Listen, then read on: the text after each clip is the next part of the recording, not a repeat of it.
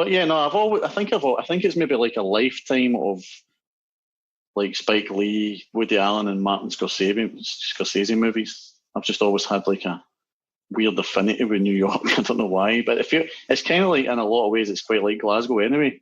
So it's just much bigger. But they've got like the same attitude.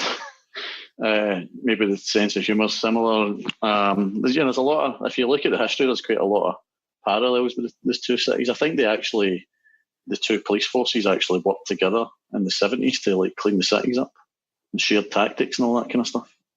So, really? Oh, like Scotland Yard or? No, that's England, that's London. Just the Glasgow police. Why do they call it Scotland Yard if it's England?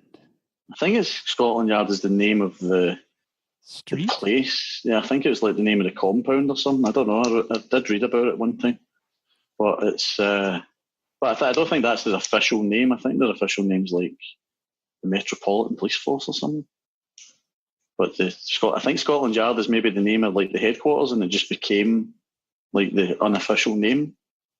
But it has nothing to do with Scotland, like nothing. So see, learn something new every day. Hey, Bob, you go to New York every now and then, right? Yeah, my home office is there. Yes. And then Richard, how many times have you been to New York now? 3, just not that many. Which is interesting because I've never been to New York and I've lived in America really? for 4 decades. Forever? Now. Never, ever.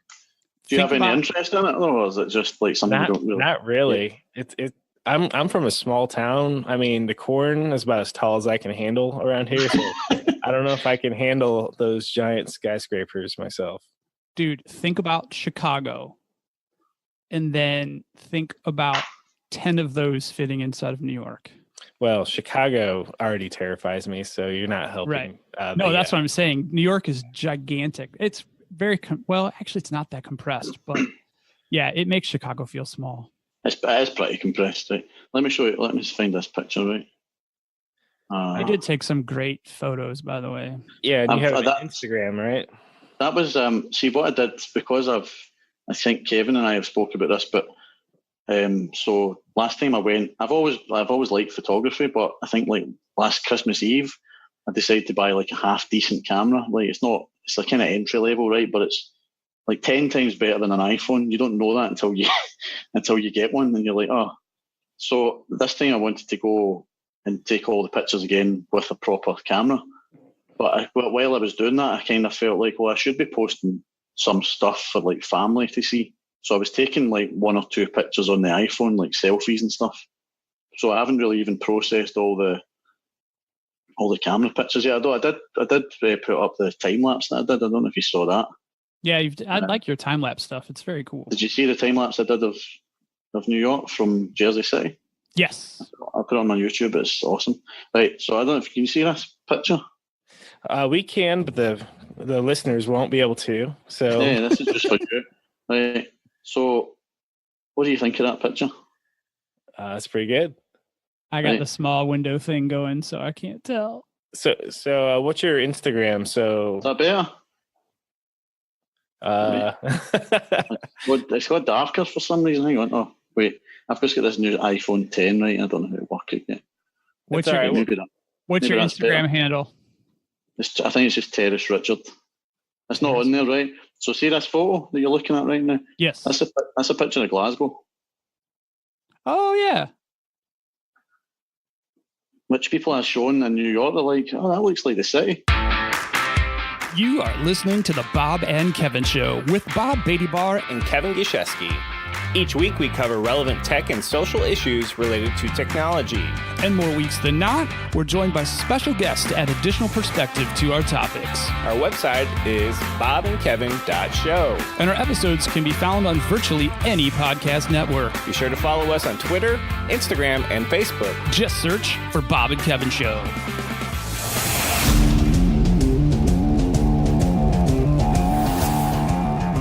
Hey, Bob, what are we doing today? Kevin, we have a special guest on the show today. It's been a while since we've had one on. I'll let our guest introduce himself after we do our little thing. But today, we're We're going to talk about what developers might do for fun other than development, and maybe development fun as well. And we might also touch upon some recent Apple conversations, because there's some hot new stuff that got released this week, at least in my opinion. And just our typical and regular meandering and whatnot. I am Bob Beattybar, and my co-host is... Me. It's Kevin. Say hey, Kevin. Hey, Kevin. And we have a special guest in house tonight. Go ahead and say hello and introduce yourself. Hello, I'm Richard Terrace from Glasgow. What else do you want to know? Richard. What do you do for your day gig, Richard? What I do for a gig, I am a contract software engineer, which means I go to other people's offices and break their stuff. Nice. Oh, and they pay you to do so, right? They pay me. They pay me quite well to do so. And you just started a new contract, is that right? Yeah, I just finished one at the end of August. I started a new one on Monday this week, in fact. So it's slightly different because it's based in Edinburgh, whereas I'm in Glasgow, and I have to go through to their office one day a week.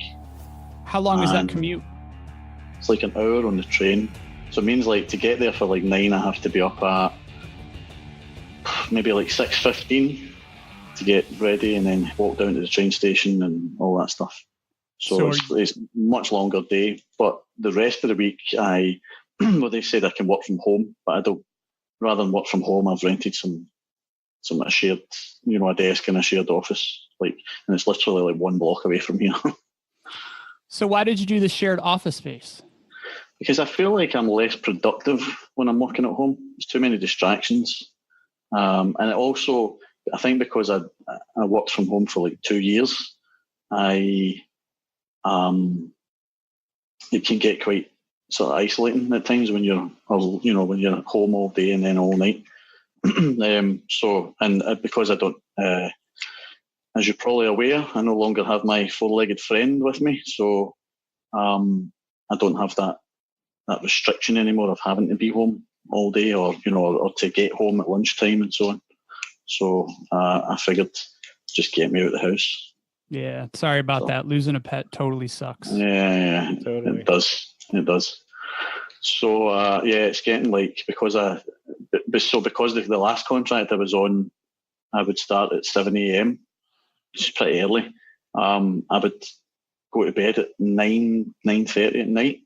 And all the jam sessions and open mic musical things that I like to go to, which I'm sure we'll cover, they don't start until 9:30 at night. So I was missing all that for 6 months.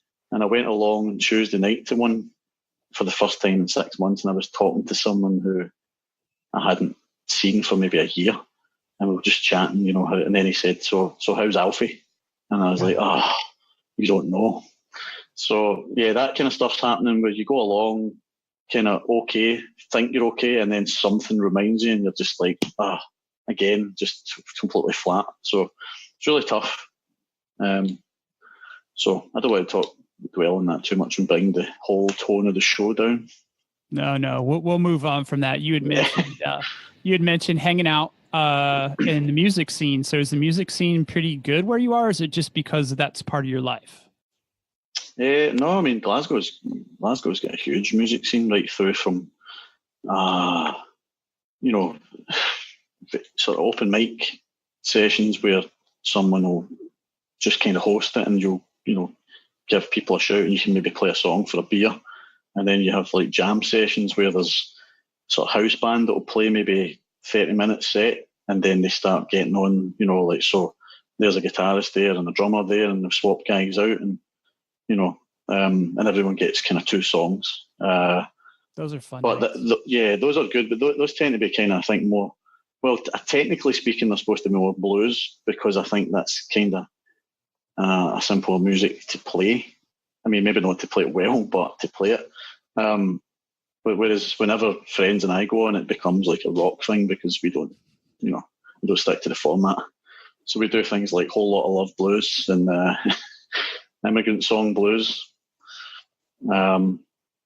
So yeah, you've got those, and then you've got, I don't know, countless venues and bars that will have covers bands, original bands, and then you've got the big venues with the proper big pro guys come and play, and you've got some big. In fact, I think one of the oldest venues we've got is called the Barrowlands, and it's really an old venue, but most bands throughout the world would sort of cite that as being one of the best gigs that they can ever play in terms of audience and the venue and all that. So, oh wow.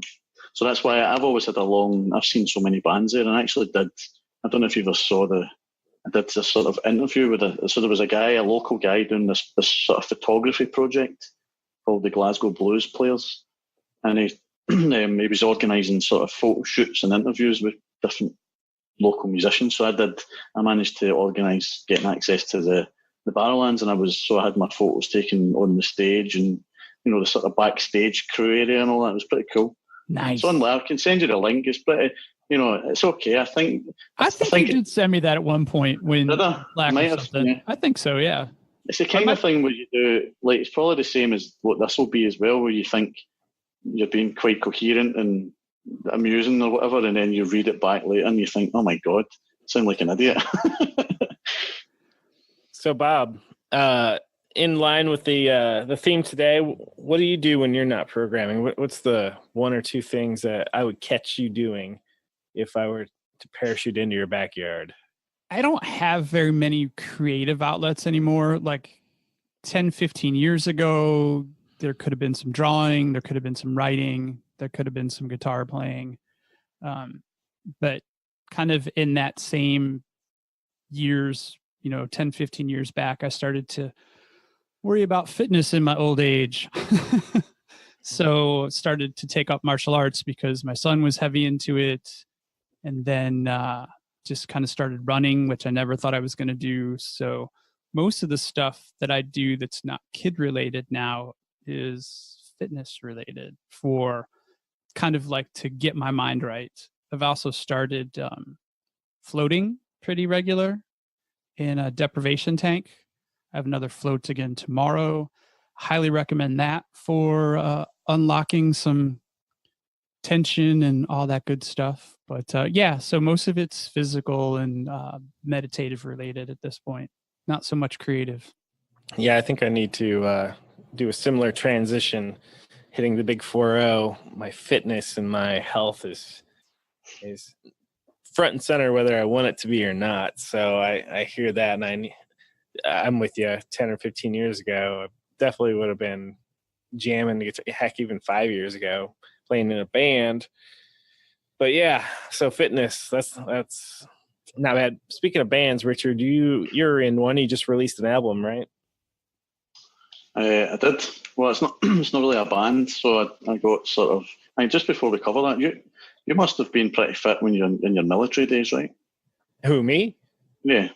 Fit, yes. Yes. I thought he said fat too, and I thought, well, maybe he was talking to me, and I wasn't in the military, so go, Kevin. Yeah, so fit. We'll go with fit, yes. Okay. Yeah, he used to have to do all kinds of fitness stuff. Kevin and I talk pretty much on the regular, because we both work from home, as people may or may not know. So we kind of ping each other, and Kevin helps me out from time to time, but I've been helping him more with social emotional and trying to get him to get some exercise in to help his body and his funk. Yep, it needs it. So do you think, Bob, then, you've let all that other stuff go, the drawing and the writing and the music? Do you miss that at all now, or is that just no longer part of it? When I'm not actively doing it, I don't really, I don't pine for it. I don't sit, like if the evening's winding down, I'm like, I wish I would have sketched or written something today. But we just had a party a couple weeks ago for, well, I guess months and some days ago now, for my son who moved to Texas.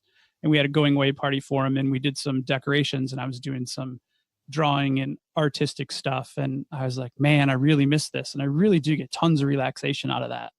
So I miss it when I'm doing it, if that makes any sense. It reminds me that I miss it. So yeah, if I can find, it's all about making that time, not even making it. You can't make time, damn it. You take it. So it's just taking that time. But yeah, I would love to get back to more creative things. I was always a shitty guitar player though, so I probably don't miss that much. I think there's a lot to be said. I mean, I guess for me, the musical thing, like I really feel like if there's a period where I'm not doing it, like I feel like it's in my blood. Like what I tell people is like, if I could have quit by now, I probably would have, because it's pretty frustrating. But it's if you're trying to achieve something, but it's in your blood. So I feel like I can't not do it. I'm trying to describe to people why, particularly because I'm a singer, right, first and foremost. So I think I've told people that I think the thing I like about just singing in front of an audience in general, probably just singing in general, but particularly on a stage, it's like the only time in life where I'm like 100% in the moment. There's no, autopilot stuff going on, which most of us do probably a lot during the day, right? When you're driving to work, all that stuff, you're not really, all this mindfulness stuff that's getting put. I've read a lot about that. That's my mindfulness thing. I just sing and I'm just in, and it's pretty good. And I feel like I would definitely encourage more of that. If you've got those hidden or forgotten loves, music and drawing and all that, I think there's a lot to be said for that stuff, for your mental well-being. Yeah, and I love the way go ahead, Kevin. I'm about to go off topic here, so go ahead, Bob. I was gonna say, I love the way you describe that. Like, it's that one moment where you're truly like just in the moment. And I wish that there were ways for us to find that in our careers. It's like, it's weird that maybe I know it's not impossible. It's happened rarely, but why is it not part of what we do for a living that we can find that much like peacefulness with? That's crazy. I don't know. Programming can be, I think I tweeted this yesterday, but spend so much time swinging between thinking I'm an absolute genius and then thinking I'm a complete moron. It's so frustrating and tough. And then sometimes it's amazing it comes together. But I think you spend more of your time thinking about, the next step down the road or what might happen, or, maybe that's why you're not really present. Because you're thinking about solving the next problem ahead of time, and I don't know. I'm guessing, but I'm definitely guilty of that. Yeah. So, Bob, we watched on Wednesday the Apple event, the annual pilgrimage of reporters to Cupertino, California. Did you watch all of that, Bob? I did. Richard, did you by any chance catch it, or were you traveling on that day? No, you weren't. You were back. No, I was back, but I don't really tend to. I mean, yeah, so what they come out and say, we've made the same product, we've taken some features away and we're charging more. Is that? Yeah, I think you just summed up pretty good. So there's a few things. So they have the Apple Watch, and I was reading a kind of a tweet stream online where they're like, the watch is all about fitness, and they can detect when you're falling, which is a very like old person type thing. Help, I can't get up. And then to get a ticket there is almost impossible. So the target audience live streamed, and basically Apple opened with a geriatric sort of product in my mind. Bob, did you at all think that when you saw the watch? Did you think it was a really useful idea, Bob? I can see the satire. I can see the satire in the falling and I can't get up. But I looked at this, it's funny that Richard started out with take pieces from a product that already exists and then charge more money for it. I feel like this round of enhancements was less iterative in that regard, in a little bit more of an evolutionary step, in a revolutionary step in a lot of their technology. The watch thing, yeah, I fall and I can't get up. I get that. But the thing is that there are people that use their watches that are extreme athletes or think that they're extreme athletes on the weekends. So noticing an acceleration and deceleration and lack of movement, that's kind of an interesting thing. Some of the things with the haptic feedback in the crown, I could give two shits about. The fact that they have a 64-bit dual core in a watch, that's kind of cool. And the electrocardiogram thing was pretty interesting as well. It's it feels like this is a step up to a destination that we don't quite know yet. But the fact that you can get that kind of health monitoring in a consumer device is pretty interesting. So to me. So great way to spin that one, Bob. No. So I'm a bit of an Apple hater, though I really like my Apple products. I do the iPad Pro for drawing and things like that. But what about the cost? Are you kidding me? Like phones are now north of $1,000 US, and they turn into status symbols. And I don't know where it is or how it is where you guys are, but cell phone places get broke into here, and all their inventory is stolen because nobody can afford the damn thing, and they sell them on the black market. So, is it crazy to ask more than $1,000 for a personal data device? Because think about all the things you can buy for that amount of money. So, Richard, I had the Apple Watch 2, and I got rid of it because I was just too intrusive. So I'm kind of on this this kick where, I love technology because we make it. It's maybe not the same high tech as those guys, but we're making stuff that's cool. But I feel like there's a balance. Let's think about the motivation of Apple. Like, if it was really all about these products designed to help people and enrich their lives, would they really be charging so much money? So, but anyway, aside from that, you've maybe done this as well. I found myself getting to the end of a movie and thinking, wait, I never really watched that movie. I was kind of tweeting and Tindering and Facebooking all the while. So now I put my... I've never said I've been Tindering the whole way through, just for the record. Just in case my wife is listening.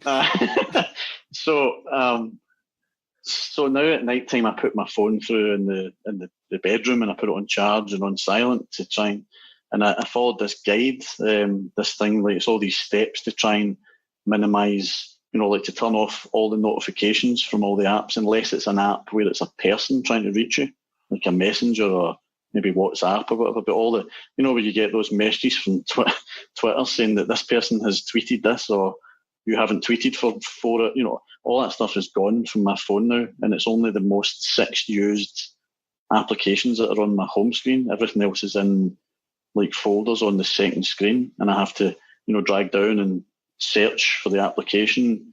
All that stuff I feel is I'm really interested in this sort of ethical side of tech, which I feel is lacking. How long have you been doing that 6-app thing? Must be more than a year now, I think. And I was reading a thing that said that a lot of people, and you might see them doing it, a lot of people, particularly if they've got half a second of time, they don't know what to do with that anymore, so they take their phone out and they just swipe through the screens, but they don't actually open any applications, or maybe they open Instagram and glance at it and close it. I fail to see how that's helpful. And I was watching again, I can find a link if it's useful for the podcast to share it, but there was an interview with a guy, and he was talking about things because I feel like there's a big lack of empathy and compassion, right? And everyone's on social media arguing their point, but nobody's really thinking about what the other person, where they might be coming from, and how their life or their experiences have led to their viewpoints and so on. And this guy was talking about things like, in the normal, before we had cell phones, smartphones, you would go and you'd be waiting outside an office for a meeting to start. And, someone says, oh, it'll be a few minutes. So you sit and you turn to the person next to you and you say, so how are you? And they say, I'm not too bad. My dad was unwell for a few weeks, but, blah, blah, blah. And that's how you build up this sort of, empathy and the bond and connection with people. But now when people go to an office, they sit outside and they pull the phone out. And, when you see them on the train and on the bus and, whatever, it's just constant. And I feel like we're definitely losing something, I don't think so I'm really quite... I think it's well gone already. Yeah, well, maybe. Yeah, but I feel like it's not an unsolvable problem. It's just I don't know what it's going to take to fix it. But you also said when we were chatting before, you pulled out your iPhone 10. Is that what you said? When? Before to show today. you. Yeah, to show you some picture. That's an iPhone 10, right? Yeah.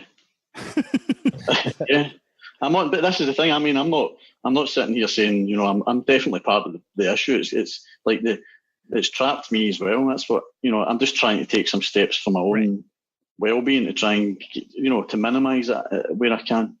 Like putting the phone in the next room to just remove so it becomes then, well, I want to use that phone for whatever reason rather than the phone kind of controlling me. Yep. Yeah, exactly. You use the phone. Don't let the phone use you. There's definitely an addiction going. So, interesting point, because back when I had my flip phone, the old Motorola StarTAC or, something flip phone, not previous to smartphones, you're right. That was much more just a phone device at that point. Now these smartphones, it's like an addiction. We're all addicted to, I need some information about my phone. Do I pull it out, I swipe it around, like saying I click on Twitter, I click on Instagram, then I close them. I don't even know if I'm looking at them per se. Do a few swipes and then I put it down. Then I repeat again in a few minutes. And then and so on and so forth. So, and looking for the gratification of the, how many likes. I've actually had people tell me that they got upset that, they posted something on Facebook and only like 3 people liked it. I'm like, really? Yeah. Nope. I totally understand. Just when you said that about the flip phone, I think I've realised right now the phone that started all this. Remember the Matrix? Remember the phone? Yep. The slider. The Matrix phone with the tank and exit, that thing. That's what started all this. It wasn't the Nokia 3310 with Snake.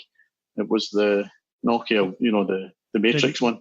The Nokia slider or whatever that was. It was in the Matrix. Yep. Bob and I have talked at great length about how social media can be very unhealthy in general. And I guess the phone is the enabler, right? It's the friend who's buying the addictive thing. Say, hey man, come over here. I've got what you want. All you gotta do is click here, and to quote Pete Duncanson, friend of the show, it's a dopamine hit, dopamine. And then later on when you don't get those likes, it's like, I need my hit. It's like a withdrawal symptom at this point. So back to the Apple. I want to bring it back to the price conversation because you had mentioned how expensive these phones are. Yeah. I will throw out there that I would venture a guess that PC sales overall, laptops, are down. And the prices of consumer laptops are also way down. Yes, we buy expensive laptops because we buy them for their computing power. But unless you're a gamer, you're buying like a Chromebook equivalent. So your computer price is way down. And I think a lot of users are using that cellular device as their primary computing device because most people don't need anything beyond, simple word processing at home. Yes. So that's my argument there. And phones are more and more becoming status symbols. It's almost like you don't have the latest, greatest iPhone and then stick a version, at the end. I'm still rocking the Android. I guess out of the 3 of us, I'm the only one with an Android. I have a Galaxy Note 5. The Galaxy Note 9 looks cool, but at the end of the day, I don't need it. And I'm so glad that I'm okay with that. Yeah, I mean, totally. I mean, I guess the question is, find out how much it costs Apple to make an iPhone and compare that to what they're charging for it. Oh, okay. I bet you the markup is like a couple of hundred. If I were to pick apart Apple, which I love to do, so as they remove all the interfaces from their devices and you have to buy dongles and things like that, and that I see I buy a lot of cables because they just don't hold up, and Apple crossed that $1 trillion revenue mark, so I guess good for them. But accessories. Yeah, are they making it in the phone hardware, or are they making it in all the damn cords you got to rebuy? Probably accessories. But I mean, let's be honest. I'm pretty sure that makers of various Android phones are making a big profit too. Oh, I'm certain. Yeah, they're not sitting in the social social status of supremacy here for sure. Yeah, you're doing it for people. One thing that Apple brought up, this is going to be controversial. I apologize ahead of time. They brought up during the event was they said all of our Apple facilities are now on green energy, and it's big applause and whatnot. But in a way, I almost feel like it's shaming everybody else. But if you look at if you put that statement on a timeline, 30 years ago or 40 years ago when Apple's starting out, they were just like everyone else. And, I don't necessarily want to say, good job, Apple, now you are on green energy, because does that mean that all that pollution and all the stepping on other people to get there doesn't count? Or, it's just kind of this weird thing of, yes, it's good that you're green energy, but are all your factories in China that way too? Or can you say that because you don't own the factories in China, you're contracting? So I think it was just kind of a weird statement for them to say, but I also get the benefits of... I think their renewable energy comment was just about the Cupertino facility. Okay. I think that was just about the spaceship. Yeah, and they were saying that, by changing certain parts that so many tons of tin ore or whatnot didn't have to be mined. So that's all great and good. But I feel like the moral of the story is, hey guys, you can be a green energy too. All you have to do is sell for 40 years, eventually make $1 trillion in revenue, and then you can be fully green like us. And then they always do that thing with their voice where they raise the inflection of their voice because it's, hey everyone, you're supposed to clap right now. Yeah, so dude, there were some shitty speakers in that presentation, just across the board. It's why would they not get their best and brightest presenters? That we don't need the names behind the technology presenting. That's irrelevant to me.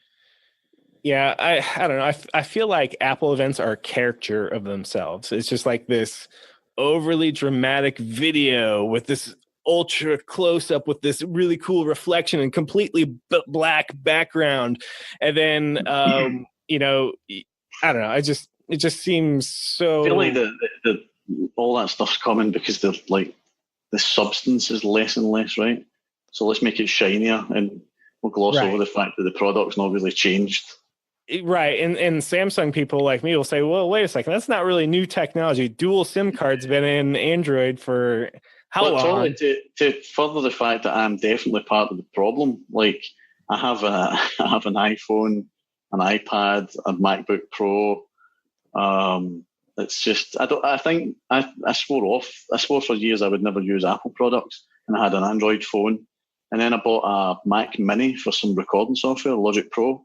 It's really cheap, it's excellent. Mm-hmm. I could never really figure out Pro Tools properly, and it was funny bringing it back to the music thing, because I used to work with Pro Tools, and I could never get things working, particularly drums and all that. So I would give the guys demos to say, right, I'm trying to record this album. And they're like, well, we don't really know what you want, because this is just an acoustic guitar and and this is supposed to be like a heavy rock album. So I switched to, I bought the Mac Mini and I got Logic, and immediately gave the guys these full band demos where I had drums and I played the bass and guitar. And they're like, all right, we totally get it. And then like 2 years later, the album's done. So thanks, Apple. But as a little plug, but I liked the whole Mac experience so much that I then bought a MacBook and I switched to iPhone, and I got the watch, and then I got rid of the watch. But yeah, I've totally moved. I do like the products. I just wish they would either make it better each time or just not charge more money for it. So I wouldn't be doing my job if I didn't present some conspiracy theories, right, Bob? You would agree. Oh, can we delay that for half a second though? Because I do want to talk about some of the things that I feel are legitimate technology in these two new phones. Sure, go for it.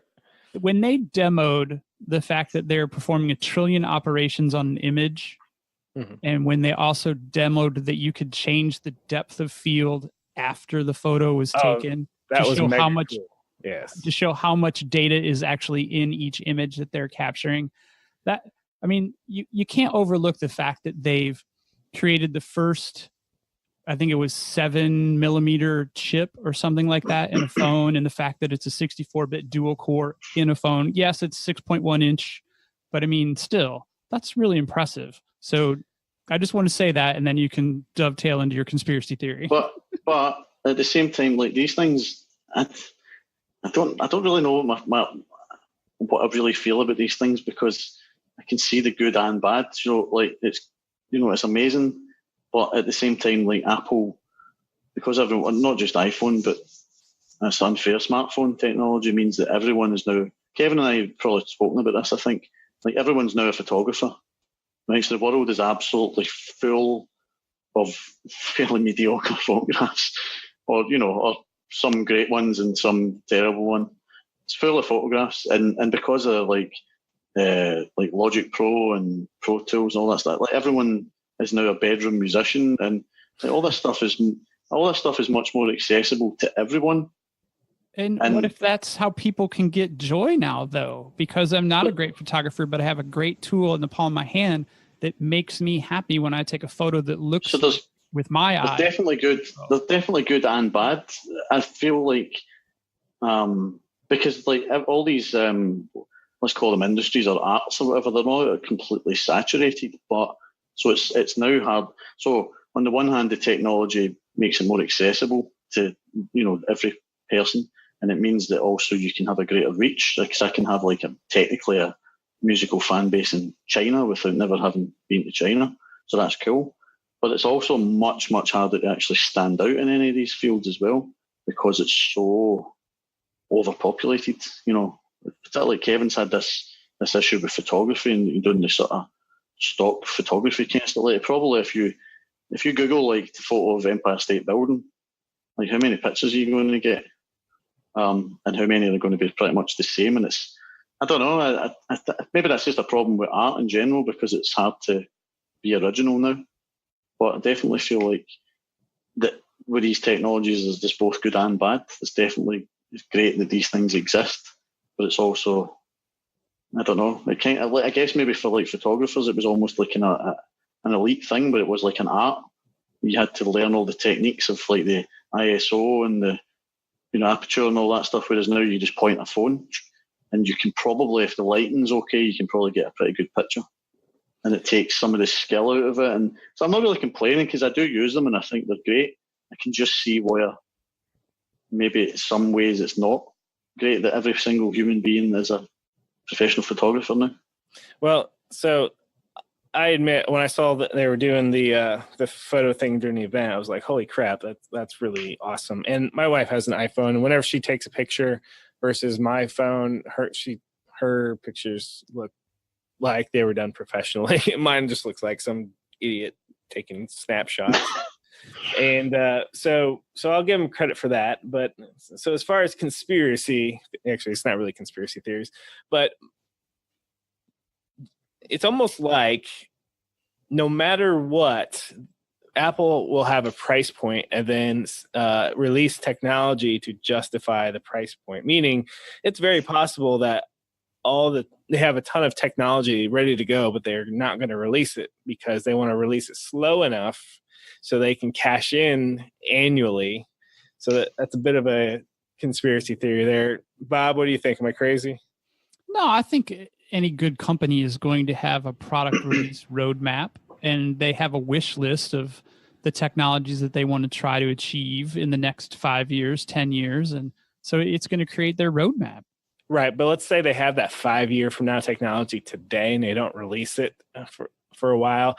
I get that that's their business model, but the business could also say, you know what? No, don't release that feature. It's a killer one. Let's do it next year after we sell through this inventory or whatnot. So that's kind of where a lot of companies probably do that, though, I would imagine. I would imagine too.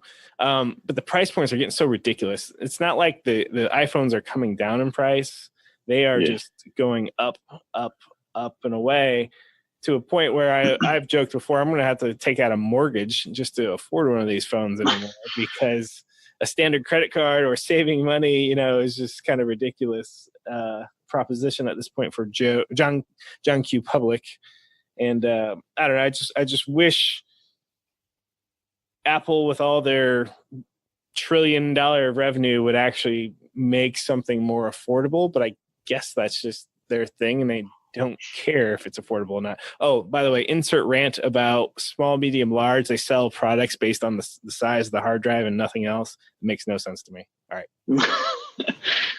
All right. So what do we do in spare time? Yeah, exactly. Let's stop talking about Apple because somehow makes me tense. So, all right. So, Richard, you've got music, photography, dating. Yes, I didn't ask. That's yeah. We'll get to that. It's a whole other podcast episode.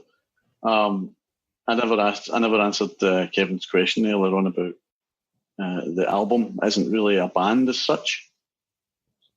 I just over the years spent so many years, like maybe 10 years, just like putting bands together and then getting to a point where you're almost ready to either go out gigging or start recording, and then like one person leaves and then the whole thing just is the house of cards, and it's pretty frustrating. So I eventually got to the point of I'm just going to write an album and just record all the demos, all the instruments, and then just give it to like session musicians to learn.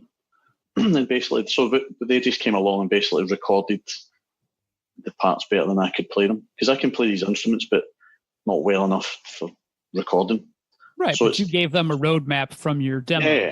Yeah. So they basically played what I played, but played it better. And there's a couple of really good moments where, the guitarist, for example, would come up with, just a simple thing. Like there's one song that the sort of outro, if you like, the band's just playing this thing in 3/4 time. It's just this sort of riff, and the guitarist just plays this 3-chord sort of progression over the top. And it's just one of those things that was so simple, but I would never have thought about doing it. And it really just made the song complete. So they did bring things to the table. And so the name of the album is Wailing Recluse. So I guess that's also kind of like a pseudonym as well. So it's kind of like a band name, but it's not. It's like the artist name, I guess. So, who would you say your influences are to the lay person? I mean, any of those 70s guys, right? Even late 60s. So, Beatles and Hendrix and Cream, but then into the 70s stuff like Sabbath and Led Zeppelin, Rush, Free, Bad Company, Deep Purple, all those guys. I guess I think the opening song, which there is a live version of it on YouTube with a video that we made, that's probably, it sounds kind of a bit like a Black Sabbath song. The rest of the stuff I would say sounds more Zeppelin and Free type. I was gonna say a lot of Sabbath meets Zeppelin kind of thing. Yeah, that's what I'm getting the most of. My idea was really that I would give this to musicians that I know, like fairly well regarded people that have, some of them have recorded, done session work in London over the years, and some older guys, and I thought, well, if they like it, then, but sort of, let's say, air quotes, normal people don't like it, then that's cool. I'm quite happy. But it seems, fortunately, that the non-musicians that I've heard it seem to like it as well. So that's pretty cool. Well, a modern band that it kind of reminds me of is a little bit of Stone Temple Pilots influence as well. And I think Stone Temple Pilots got a lot of their influences from a lot of the same bands as well. Yeah. Well, someone said that to me years ago. Gave me some advice. They said, if you want to sound like the Beatles, for example, then don't listen to the Beatles. Listen to the bands that the Beatles listened to. So maybe it's the same. But one of the guys, there's a guy, a great guitarist, Jim. He's sort of he does everything, but he's the guitarist in the house band at a couple of jam sessions that I go to and so on. And I gave him like a pre-mastered version of it a while back. And he rang me up and he was raving about it. He was saying it was just like in his car on repeat. And he said that it sounded like an album from the 70s that he kind of missed the first time round and just catching it now. So that I think that's a pretty good marketing position, like a lost relic from the 70s. So when you mastered it, you talk about this guy going around in his car, and in the history of music engineering, there's been different, where people have totally just mastered it with the studio monitors and didn't think about people driving around in their cars with a radio broadcast. But now we have digital reproductions through, your download services. Like, what approach did you take in mastering? So Well, the first thing I did was when we got to the mastering stage. The first time is I said, no, this doesn't sound like us. Let's do the mixing again. So it's been remixed. Everything was reamped and all that. But as far as the mastering stage, I just said to the engineer, like, let's just do it for CD, and then like, who cares? I don't want to cater for people listening on like an iPhone speaker, because I'm maybe in danger of being a bit snobby or a bit elitist. But the thing is, I don't need this to be like a financial success, right? So the reason for doing it is just for the love of it. So I've written the album of music that I like, and then if other people like it, that's great.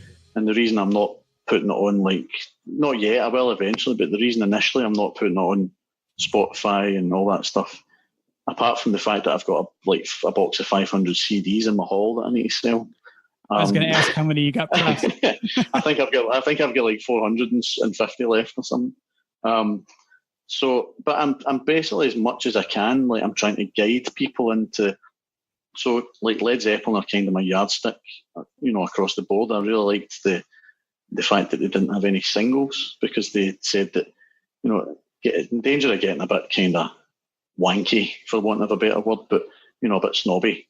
But the album is like the piece of work. It's not like just a bunch of singles that you can. Right. And if that's how you made it, then why would you break it up?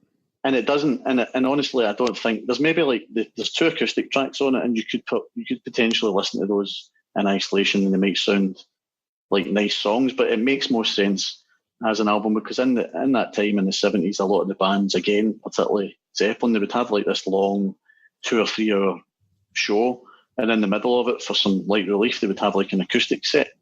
So this two acoustic songs in the middle of the album was like the acoustic set, and it's only 9 songs.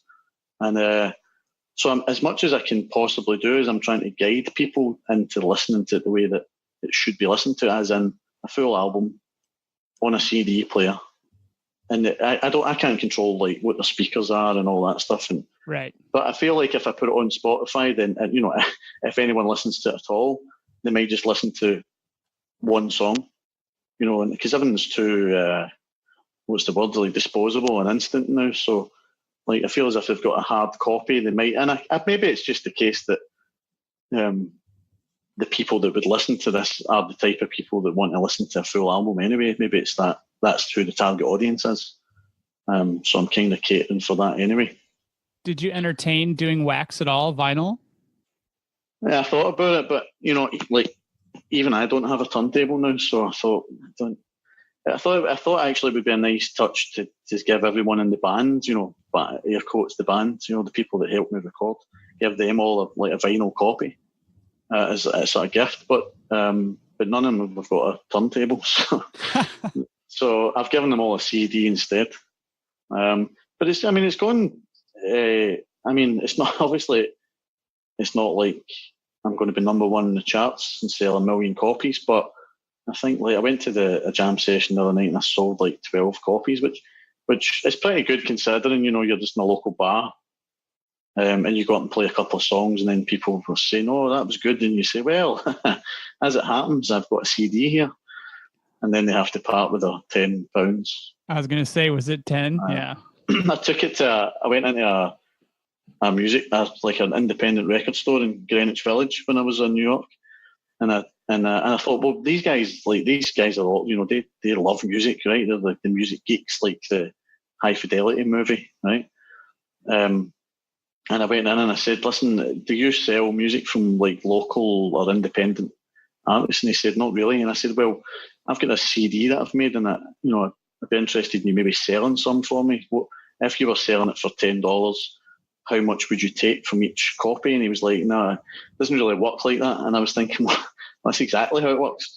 And he said, "Well, I could maybe take 1 copy for like $3 or $4 and try and sell that." And I was like, "I don't think you've understood the premise of what I'm trying to say here. That's just me selling you a CD." So I just left it. I just thought it'd be quite cool to be like, put on Facebook that my album's selling, in the, this store in Thompson Street in the Village. But so what you do And you can do this locally too, because I've been friends with guys in bands and help them rep stuff. You just slide them into the racks. All right. It's kind of like, it's marketing. You look at it as cost of doing business, and Yeah. someone will pick it up. They'll take it to the counter and be like, "How much for this?" And they'll be like, I don't know. And then your music gets in somebody's hands.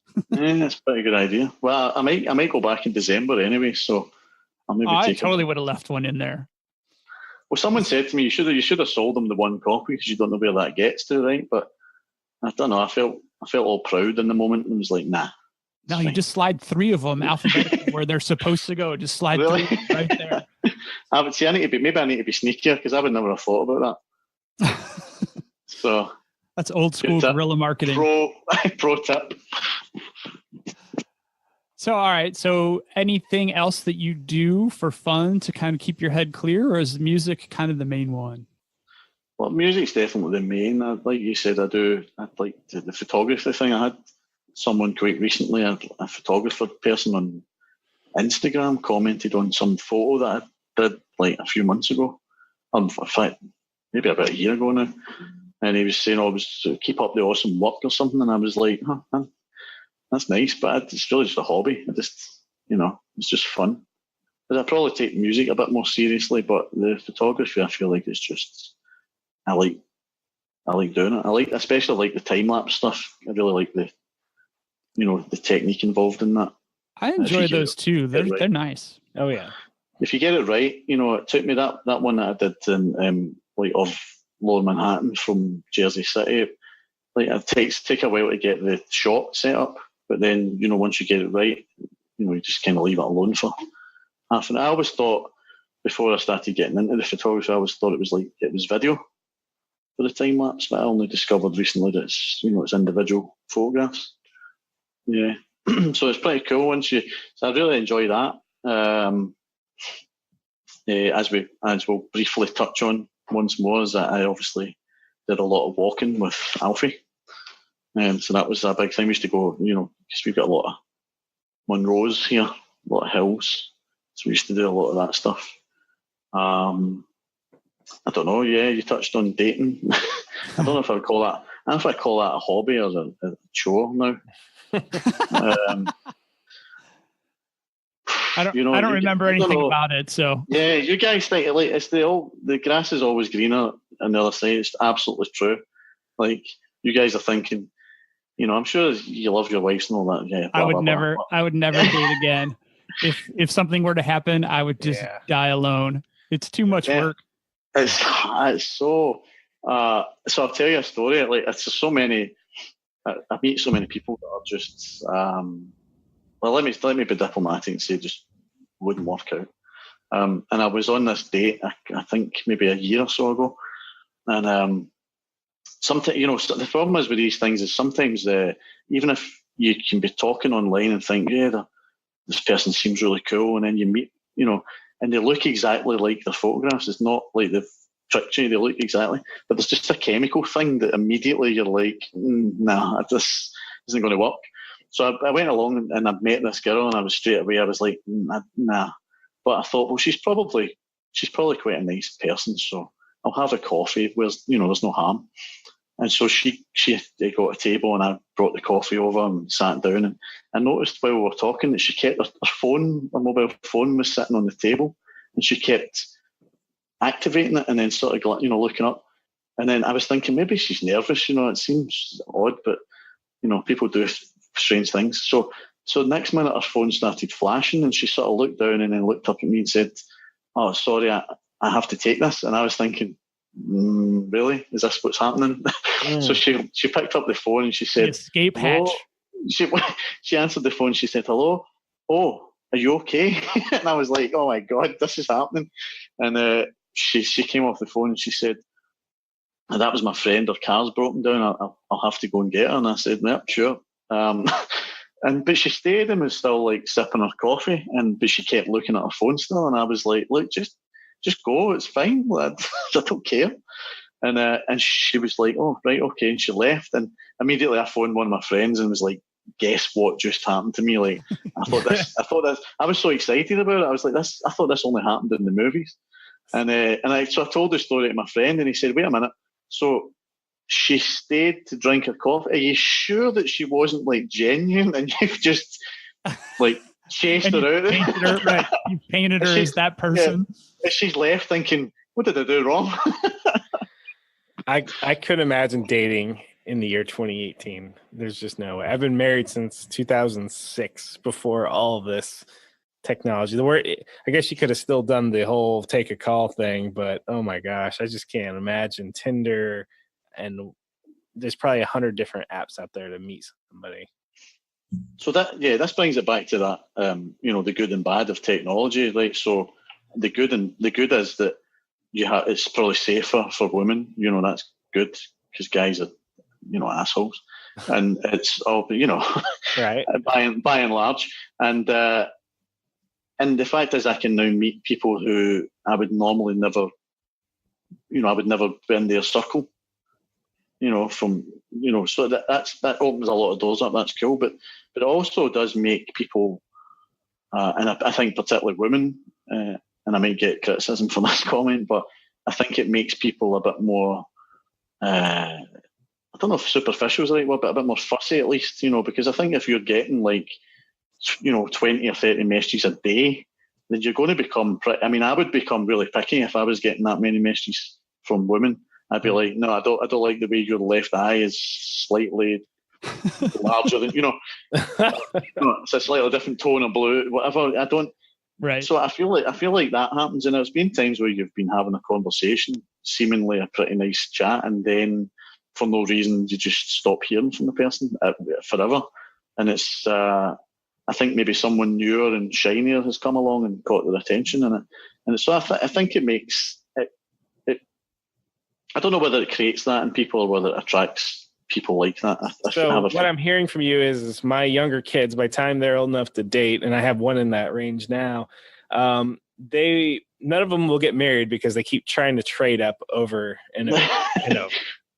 Yeah, it's like those cards you get and you trade them out, right? Yeah. I think that and financial is definitely going to pump the brakes on the whole life, happily ever after kind of thing. Yeah, I think marriage and relationships are kind of on the way out anyway. You guys are, you're sucked in now. You're in there. But no comment. Now would be a great time for a disclaimer, Bob. Yes. The thoughts and opinions of Bob and Kevin on the Bob and Kevin Show are exclusively and explicitly the thoughts of Bob and Kevin. Yeah, I don't know. I mean, it's cool. It's good fun, but it's. I think that's probably the truth of the matter, is that most people that are doing the online dating thing aren't really taking it seriously. I don't know how people really meet nowadays. Well, we live in disposable and discrete messages on social media. We live in this there's an infinite number of people to probably date type society. Yeah. I don't know how those apps work. I know you can swipe left and right. That's about all I know, and I only know that from talking to other people. But is there an endless supply of people on there? I'm just curious. Well, I mean, as much as there is in your city, right? I mean, it's not just everyone. So it's regional. Is it only in your region, these people? Well, you can do it. So if you're talking about Tinder specifically, then it's like you have a search range. I think you can do up to 100 miles or something, but I don't know why anyone would do that. It's like a desperation index. Yeah. If you get really desperate, you change it to 100 miles, men and women. Oh wow! I'm in the mood to travel today. Let's just expand the radius. Let's just see what happens. No, I think so. You set your radius, and and if so you swipe right if you like someone and left if you don't, and then if so they've got to match. They've got to have swiped right as well. But they've added some features like if you pay extra, then it'll tell you, it'll notify you of people that have liked you and show you their profile. So it's not as much a kind of chance. It's more like voyeurism, like LinkedIn. Yeah. Bob looked at my LinkedIn profile today. What does it mean? Why? It's kind of like so. But I don't really know if I would be really interested to see how many people getting relationships from Tinder, because it seems like to be like a hookup thing as far as I can see. And people, the thing is, there's other ones like Plenty of Fish, which is free. It's one where you've got a profile and you can send messages to people and be ignored completely. But then there's other ones like Match.com, which it's like a premium thing. You have to pay quite a lot of money, and you think, well, people will take this more seriously because you have to pay money, but it's exactly the same. It's just being ignored. It's being ignored, but paying more money to be ignored. So maybe it's just me. Maybe maybe everyone's really successful in this, and it's just me that's being ignored. But I don't think so. I think it's universal that dating is hard. Yes. Yeah, I do much. So I'm sure this is probably true of most people, but I'd certainly do much better in real life, and I certainly do much better in New York. But I think that's the accent. Yeah, because I've heard you sing, and you sound nothing like you're talking right now. Yeah, well, I've got a mutual friend of ours. If I should name her name, I guess it doesn't matter. But Heather, you know Heather, right? And I was out having drinks with her and her friend, and her friend was telling me, like, she's like, well, you just kind of look like a guy from Brooklyn or something, like it's not. She says, I think she said it's not just the accent, but you're also like a terrible flirt. And I was like, really? And she's like, oh my God, like unbelievable. So weird. I never got that from you. Apparently, I'm a huge flirt. I was like, I thought I was just being friendly.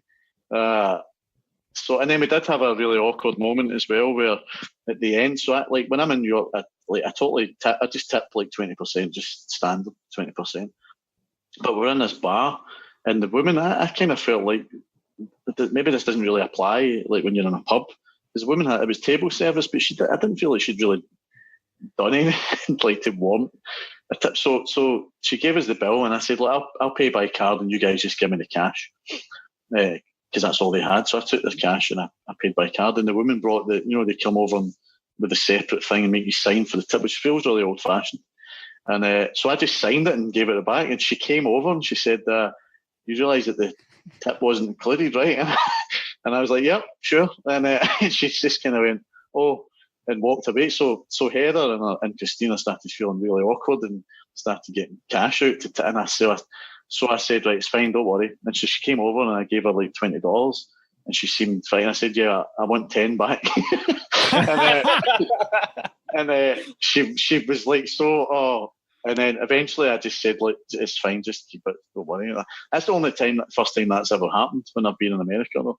Like, I've been actually chastised, because I always tip anyway, but I was actually the tipping thing is weird. The tipping thing is very weird. It's so hard. Is it the same in other parts? That's not just a New York specific thing. All of America. It's everywhere. Right. But is it worse there? Like the whole, like if you never tipped in your local restaurant, would they actually ask you like why you hadn't tipped? No, but I wouldn't want to face that server a second time because she'll remember. I'll get a sneezer. Yeah, exactly. Well, especially if you're your local pub. I mean, you kind of want to keep the good times rolling, so you want to kind of pay it forward. So, but I think, normally when I'm in a bar over there, I'm quite happy. Usually, I think maybe because I'm usually sitting at the bar, so I would just throw a couple of dollars down on the bar. Whereas this was a table service thing, so just right. I don't know. I just in the moment I felt like, no, you don't really need a tip here. But I was obviously wrong and suitably chastised. So. No, you weren't wrong. You were just socially wrong. I was British. Pro tip, pun definitely intended. The more you tip, the better service you'll get if you become a regular. Just saying. Where's the pun there? Not pro tip. Pro tip. Huh? Gotcha. All right. It was early on, Bob. So obviously just not just charming with a Scottish accent. That's not enough, right? I still have to tip. Not in America, no. You've got to step up your game over here. One other thing that I discovered when I was there this time, I was in Brooklyn and I was in an Uber and I saw some kids at a local. I was going to say football. I guess you guys are calling it soccer, so let's say soccer. They were playing.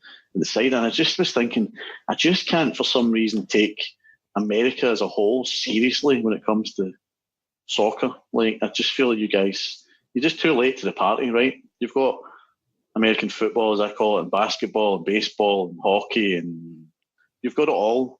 Just, I watched some. Let everyone else have soccer. Yeah, I watched. But I think the thing is that, like, some, say, like countries in like Brazil and Argentina and probably European places, it's like really in the blood. So, like, from a really young age, like when I was at school, when I was primary, like when I was like 6 years old, at the break time we would be playing soccer. Sorry, football's fine. Yeah, but I think because I remember when America started getting kind of serious and becoming part of the sort of, competing internationally in the World Cup and all that stuff.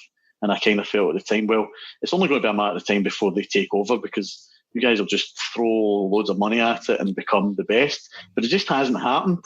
No, it's not in our genes. And I was watching and I was sitting in a bar. They had some New York, I don't know what the team was called, but some local New York football soccer team. And I was watching, like, the tackles were all really gentle and soft and all that. And I was like, you guys you're just not in this. Like, stick to the baseball, the basketball. Our major league soccer is a little bit more of a fast-paced, not so rough. It's that, because they're getting paid, they don't want to get injured. Yeah. We don't have it. We don't have it at all. No. All right, Richard. We're going to give you a few seconds here to go ahead and basically plug yourself if necessary. I don't like that. We're going to have to wrap it up. So if somebody wants to get a hold of you, what's the best way to do so? I can't imagine that they would want, unless you mean the authorities, in which case. No, what if somebody wants a CD? How do they get it? Oh, somebody wants a CD. Well, I'm still trying to get my act together. Excuse the terminology. I guess for now, if anyone would be interested, then they could just contact me on Twitter. In fact, there is actually a Wailing Recluse Twitter handle, which is just at Wailing Recluse. And that's Wailing Recluse? Yeah.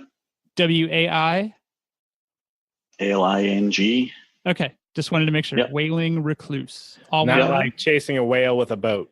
Exactly. No, not whale. not harpoons. Yeah. Let me just. We don't want PETA to at us. So. Yeah, I'm just going to clarify that while we're on. Yeah, it's definitely Wailing Recluse. Okay. Yeah, I don't really do the plug thing. I'm British, right? So. All right. Well, that's our job, to put you in that awkward position to plug. So. All right. Now I'm going to turn to Bob and put Bob in the usual awkward position. Bob, what do you got for us? We got to bring the lightning.